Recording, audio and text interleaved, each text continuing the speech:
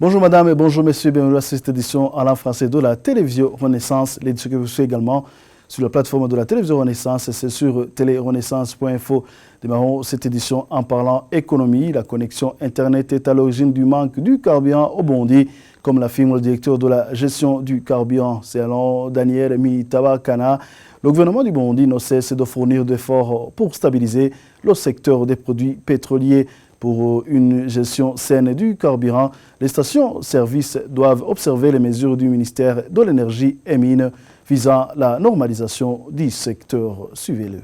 Le ministère de l'Énergie et des Mines, en collaboration avec les services de l'OBR, promettent de tout faire pour trouver solution aux problèmes récurrents de défaut de connexion Internet. Pour rappel, en date du 17 mai 2016, le ministère de l'Énergie et des Mines avait pris une série de mesures visant la normalisation du secteur. Nous rappelons à tous que ces mesures restent d'application et mettons en garde quiconque sera attrapé en situation d'irrégularité. En outre, le ministère recommande aux gestionnaires directs des stations-service de s'approvisionner partout où ils peuvent trouver des produits conformément à la décision prise et qui a été communiquée aux différents fournisseurs locaux. Les stations qui n'auront pas été approvisionnées sont tenues d'installer la mention « fermée » à leur entrée et la réouverture sera conditionnée par une nouvelle demande d'exploitation. Enfin, le ministère de l'Énergie et des Mines voudrait rassurer l'opinion que le pays dispose d'un stock suffisant de carburant, malgré contraintes liées aux perturbations techniques d'ordre général.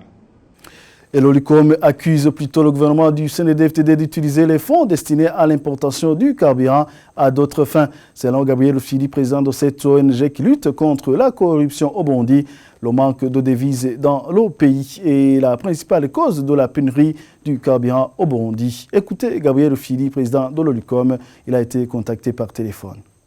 Il y a un problème de carburant dans notre pays, le Burundi, suite à cette crise politique qui traîne à être réglée. Cette pénurie est beaucoup plus liée au manque criant de devises et malheureusement, en plus de ce problème de manque de devises, il y a un problème de favoritisme, le clientélisme qui se fonde sur la sélection injuste donc des pétroliers à qui on donne les devises sans que ces pétroliers opèrent dans l'importation de ces produits-là. Je pense que vous vous souvenez, Carolicom, il y a quelques semaines, a publié un communiqué dans lequel on mentionnait 15 millions de dollars qui ont été distribués inéquitablement chez les pétroliers jusqu'à donc à ce que donc ces pétroliers ont alimenté le marché noir par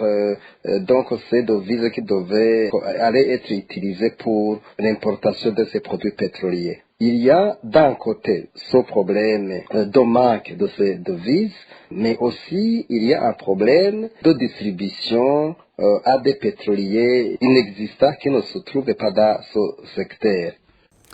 Page culture à présent, il se tient au Rwanda dans la ville de Kigali, un festival du cinéma intitulé Mashariki. Ce festival a vu la participation de pas mal d'acteurs et réalisateurs du cinéma africain. Et Moussa Traoré, d'origine sénégalaise, fait partie de ces réalisateurs encadreurs des jeunes. Il interpelle les cinéastes de la région pour qu'ils aillent dans l'histoire du cinéma africain pour que les jeunes s'impliquent dans leur histoire. Je prie de le suivre. Vous savez, aujourd'hui, l'Afrique, il a tous les ingrédients. Et les critiques sont là. Mais ce n'est pas parce qu'une critique africaine doit être là. Les critiques doivent être là. Mais il y a des critiques africaines qui sont puissantes. Il y a la Fédération des critiques africaines qui est là. Il y a la Fédération des cinéastes africains qui est là, qui conserve. C'est Cheikh Omar Sissoko qui est le président. Donc c'est ces gens-là aussi qu'il faut faire venir ici.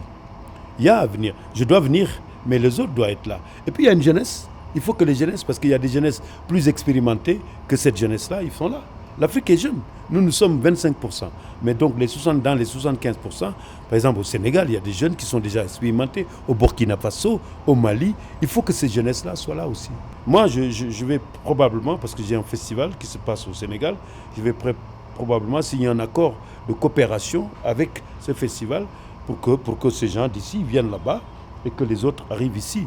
C'est cela. Mais en tout, que ce soit les critiques, les réalisateurs, vieux, parce que vous savez, le cinéma, c'est pour les vieux et les jeunes. Moi, j'étais jeune en faisant. Aujourd'hui, on me parle d'un expérimenté. Ce n'est pas ça, c'est que je deviens cinéaste qui a eu une expérience, c'est cela. Donc, elle nous appartient, c'est un ensemble. Et aussi, il faut que les cinéastes d'ici aillent dans leurs histoires, dans l'histoire du cinéma africain. Il faut, par exemple, faire une session où il n'y a que du cinéma ancien d'Africains, pour que les jeunes s'impliquent dans leur histoire. Et l'Institut français du Rwanda qui soutient ce festival qui est en sa 3e édition affirme que voir plutôt les présentations intéressantes qui se font, il est envisageable de trouver un mode de communication qui fasse venir beaucoup plus de public pour leur faire découvrir les réalités africaines. Suivez la directrice de l'Institut français du Rwanda.